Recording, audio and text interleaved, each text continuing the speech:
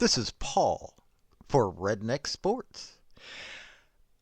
I believe that everybody should win in life, or at least attempt to. The first three maxims of General Robert Neyland's game maxims, I believe apply to everybody. The team that makes the fewest mistakes will win. Play for and make the breaks. When one comes your way, score.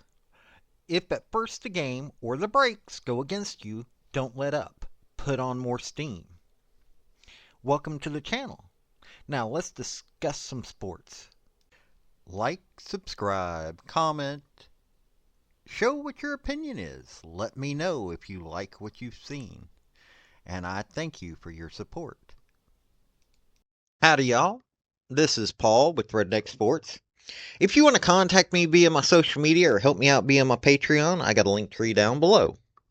So, the reason I made this video is I was watching Mattbegreat, and he was talking about the North Carolina James Madison game. And he didn't know a lot about James Madison. So, I'm going to give y'all a little bit of history, give y'all a little bit of the current standings that are going on, so y'all can understand this school, who in all honesty was a power in the FCS realm. And they came up and did some strong things when they first got into the Football Bowl series part of Division I. They're an interesting school to pay attention to, and I think that y'all will be interested in seeing, because let me tell you something. What just happened to North Carolina? That can happen to any number of schools. Yes, they lost to Air Force last year, but yeah, Power 5 schools better not be sleeping on this school. I'm just here to tell you. Okay, let's give you a brief overview. First and foremost, they've only had a football team since 1972. They're based out of Harrisonburg, Virginia. They're now part of the Sun Belt Conference. Their all-time record is 371, 225, and 4. Now, they lost their only bowl game last year. They played against Air Force in the Armed Forces Bowl and lost to them. But it's Air Force, you know, they're another one of those teams that are going to play you hard.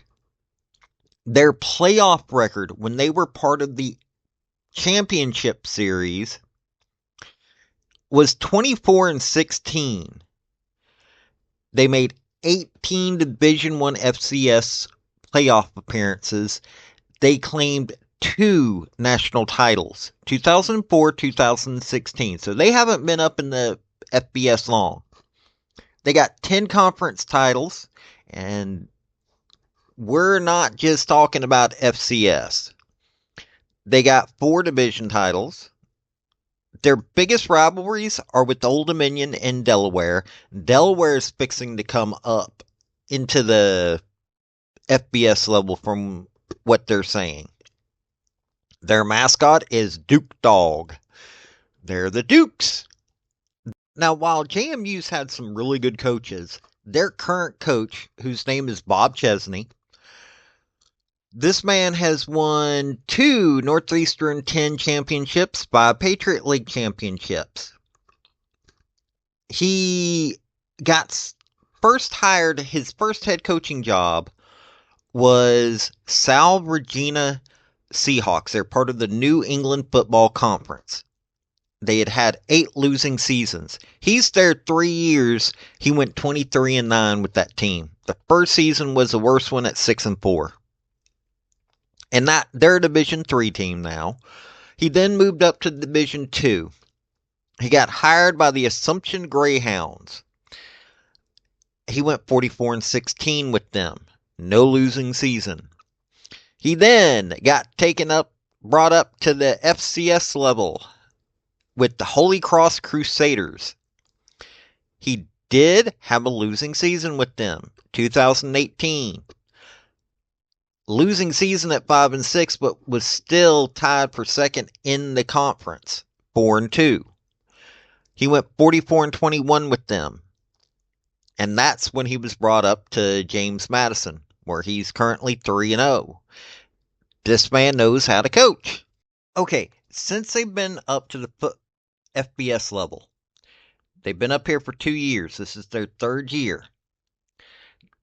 Kurt Signetti was their coach.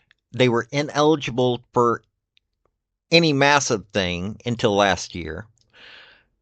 Their first year in, they beat Middle Tennessee State, or Middle Tennessee, Norfolk State, Appalachian State, Texas State, Arkansas State, Old Dominion, Georgia State, and Coastal Carolina. Louisville, Marshall, and Georgia Southern are the only schools that beat them their first year in. This was 2022. Last year now, they beat Bucknell, Virginia, Troy, Utah State, South Alabama, Georgia Southern, Marshall, Georgia State, UConn, well, everybody beats UConn, and Coastal Carolina. They were only beat by Appalachian State and Air Force. Appalachian State had to go to overtime. It was 23-26. Air Force beat them 21-31. This is a team that is beating Power 5 teams. I know that Marshall isn't as big of a deal as they have been at times, but Marshall's known to be a pretty good team at times. Virginia is a Power 5 team, even though it is Virginia, and God bless them, but they do try. And while Louisville beat them the first year they were in, this is Louisville that we're talking about here. Now, they have some interesting games coming up next year. They've only got like Ball State left. That is worrisome this year. Next year they're playing Louisville again, and they're playing Utah State. That could be an interesting situation for them. They're playing Virginia Tech the next year, and they're going to start playing Delaware a little bit because, well, they are rivals. But they're not afraid to go into hostile areas, and as you saw at North Carolina, Mac Brown's already talking about leaving after his loss, 70-50 to this team. Okay, so to all y'all who don't know who JMU is, I just gave you the stats, just gave you a brief overview. Folks, JMU doesn't want to lose. They aren't even used to losing. These folks play every year hard. No matter what level of football that they're playing at, they play hard. They are not afraid to go up against big boys. They are everything that App State is rumored to be. And let me tell you something. I don't care who you are, what Power 5 school you are, this is a team to worry about. Now, will UT or Alabama or Georgia have to worry about them? No. They have to play a little bit harder than they would for, say, Kent State or Arkansas State. You know, those kinds of schools.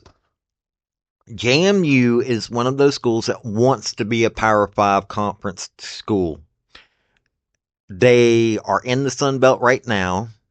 They are working to make themselves noticed.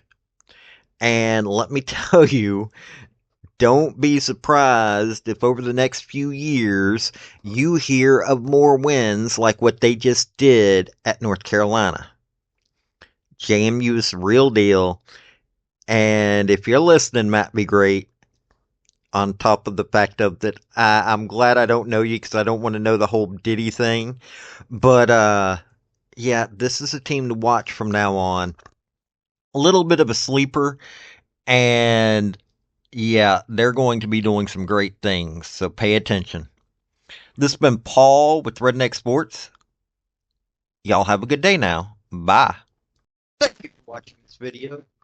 I've had some fairly good success with all of my redneck sports stuff.